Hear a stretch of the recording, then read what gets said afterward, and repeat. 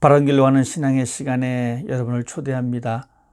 안녕하십니까? 이성길 목사입니다.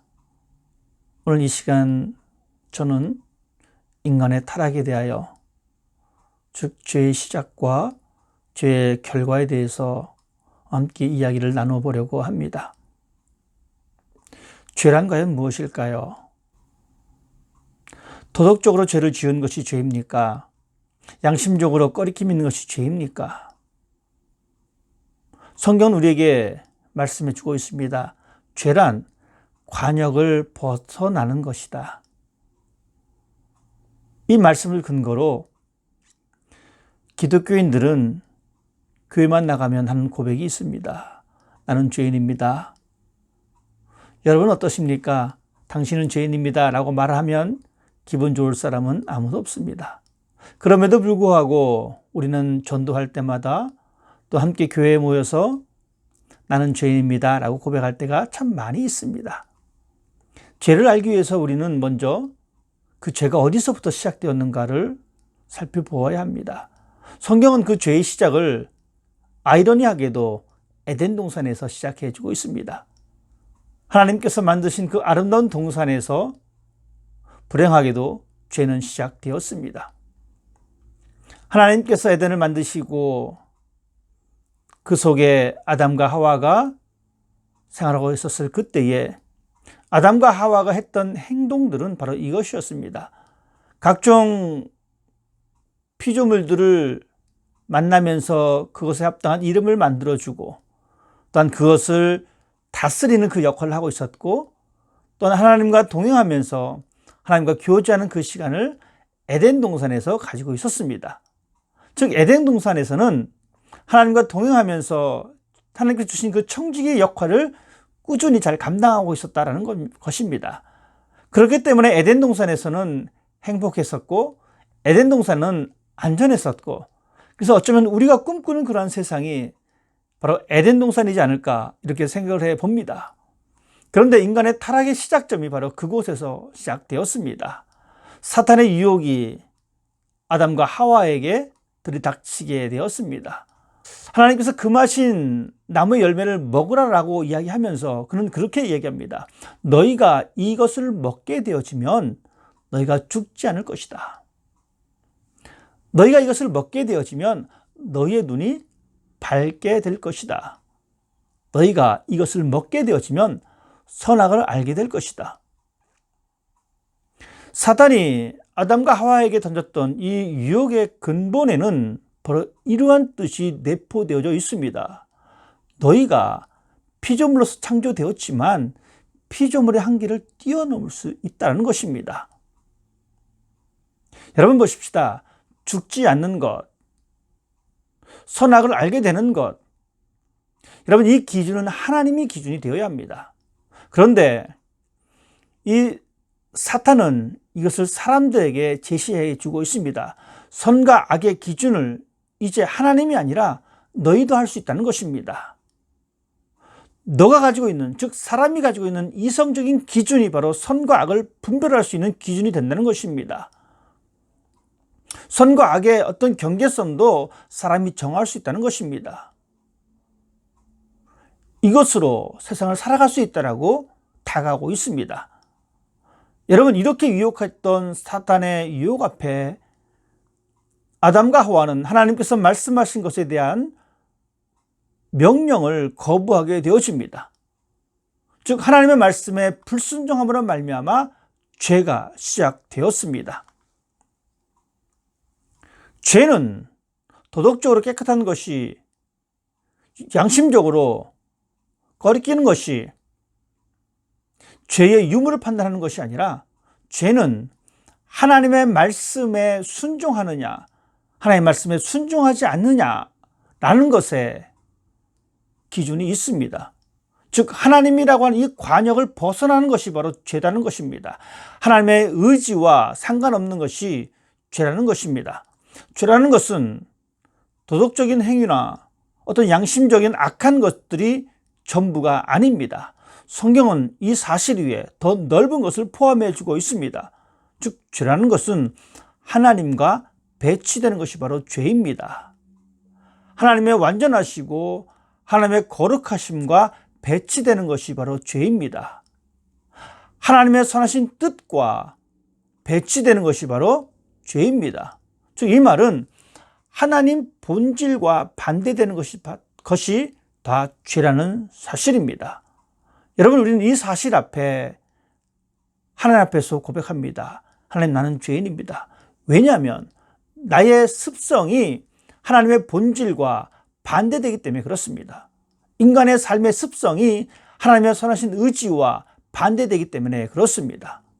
여러분, 우리가 분명히 기억할 것은 하나님과 상관없는 것이, 즉 하나님과 상관없는 것을 선택하는 것이 모두 죄라는 사실입니다. 이것이 우리의 삶에 깊숙이 들어와 있습니다. 저는 대표적으로 이것을 인본주의 사상이다라고 저는 말해주고 싶습니다. 개인주의는 우주의 중심을 자기 자신으로 놓는 것입니다. 그러다 보니까 이 세상의 기준은 전부 내가 되는 것입니다. 내 삶의 기준은 내가 되는 것입니다. 내가 세상의 기준입니다. 이 세상의 주인은 또한 나입니다. 여러분, 이러한 생각을 가지고 있다 보니까 자살에 관한 심각한 문제를 우리가 경험할 수가 있습니다. 내 생명이 내 것이니까 내 마음대로 처리해도 된다라고 하는 그런 생각이 우리 속에 들어와 있기 때문에 그렇습니다. 다시 말씀드리지만 죄는 하나님과 상관없는 것을 선택하는 것이 죄입니다. 그런데 안타깝게도 이 죄의 결과로 말미암아 어떠한 결과를 얻게 되었습니까? 죄로 말미암아 인간의 본성이 타락되었습니다. 죄로 말미암아 우리에게 죽음이 이르게 되었습니다. 죄 때문에 우리 모두는 에덴에서 추방되었습니다. 죄 때문에 피조세계가 저주를 받고 신음하게 되었습니다. 창세기에 나타난 죄의 결과입니다. 죄의 결과로 우리가 어떻게 되었습니까? 우리는 하나님 앞에 나아갈 의지를 잃어버렸습니다. 우리는 하나님 앞에 나아갈 그 기능을 많이 상실해 버렸습니다. 대신에 우리는 이 세상에 너무나 행복합니다. 이 세상을 추구하는 것이 너무나 익숙합니다. 또한 우리는 죽음에 이르게 되었습니다. 우리는 그 죄의 결과로 말미암아 우리는 죽음을 경험할 수밖에 없습니다. 육체적인 죽음이 우리에게 반드시 있습니다. 아울러 우리의 양심도 죽어버렸습니다. 그래서 우리는 사람들에게 이런 말을 가끔 합니다. 저 사람 양심도 없지. 어떻습니까?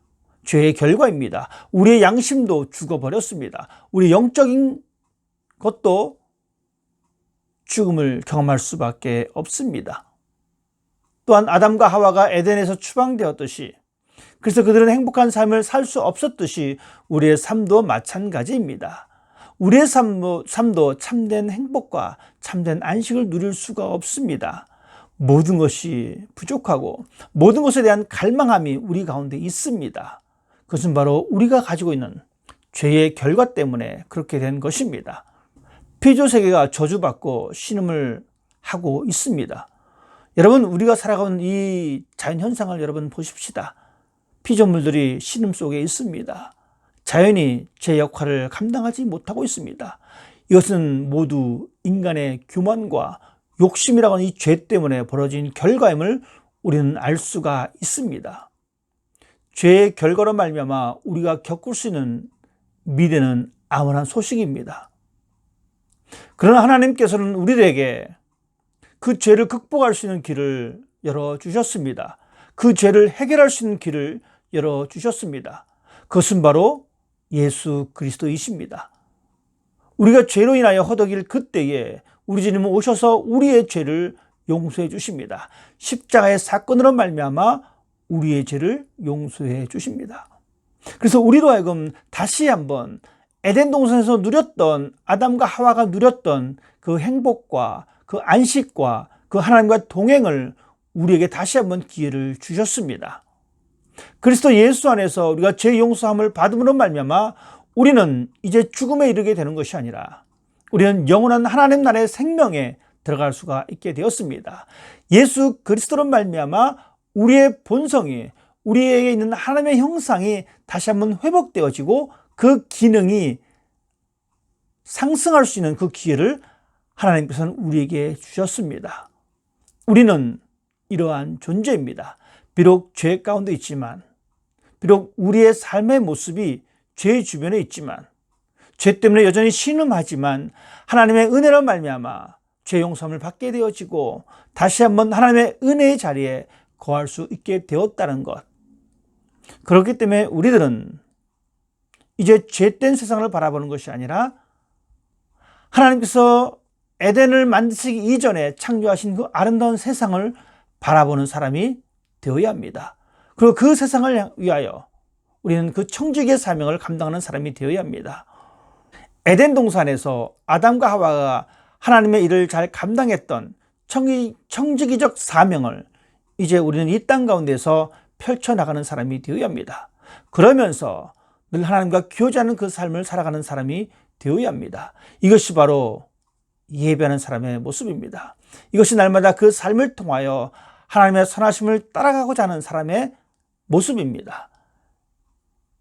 이 땅에 우리에게 주어진 시간들은 하나님께서 우리에게 주신 청지기의 사명을 얼마큼 잘 감당하느냐, 이것이 바로 예수 그리스도로 말미암아 죄를 이길 수 있는 유일한 방법이심을 여러분 기억하시고, 죄악된 세상에 살아가지만 그 세상에서 적응하고 살아가는 것이 아니라 그 세상에서 하나님의 의를 드러내시고 오직 십자가만을 붙잡고 나아갈 수 있는 우리의 삶이 하나님의 선하신 뜻과 반대되는 것을 추구하는 것이 아니라 하나님의 선하신 뜻을 쫓아감으로 말미암아 이 땅의 귀한 그리스도인으로 아름다운 인생을 살아갈 수 있는 그러한 세상이 여러분 가운데 펼쳐지기를 여러분 기대하시고, 난 그것을 위해서 기도할 수 있는 여러분 되시기를 주님의 이름으로 부탁을 드립니다. 감사합니다.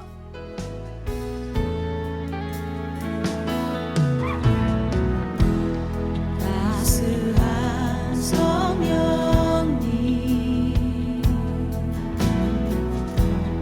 마음으로 보내